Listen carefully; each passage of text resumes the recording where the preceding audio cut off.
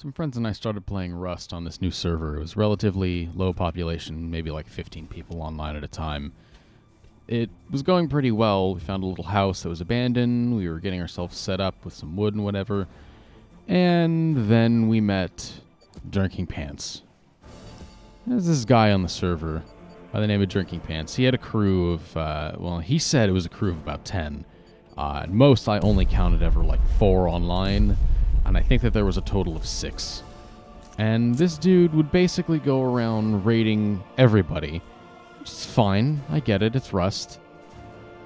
But when you make a point of telling everybody that you are the best player on the server, you're better than everybody else is inferior to you, oh boy.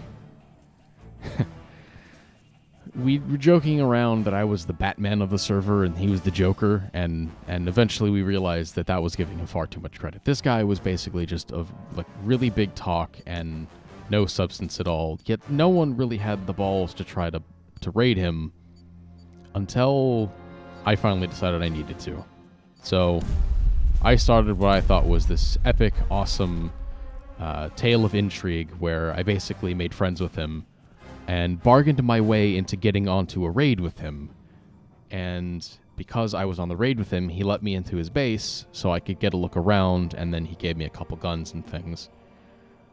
And that was the mistake, because then he forgot to turn his turrets back on, which then allowed me to break in and bust open everything. Then I realized, as we were busting through here, that like this guy's base was not even set up very well at all. You just saw it took, what, 6 C4 to blow through into this loot room? Now, one thing that I will give him is that he did have multiple bases set up across the server. This was by far not his only one. In fact, there was one that's perhaps even bigger than this that was absolutely stocked full of weapons. But this was his quote-unquote main base.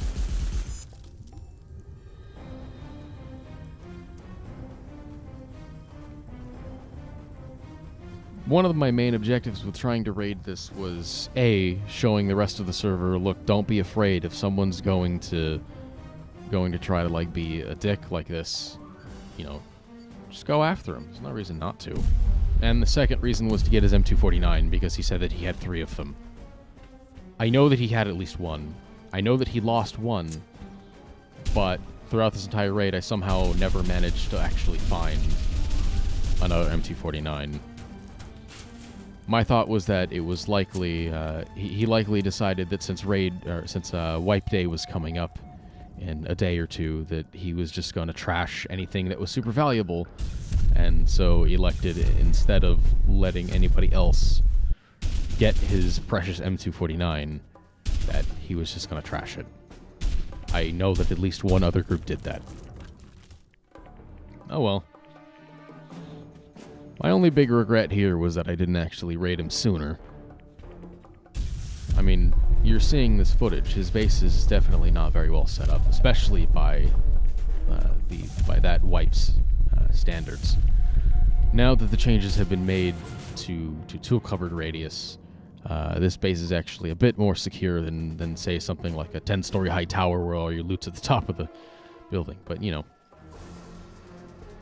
By the time we were actually done looting everything that was worth looting, I had enough rockets left over that I was like, you know, I might as well break open his vending machine and see what else I can find.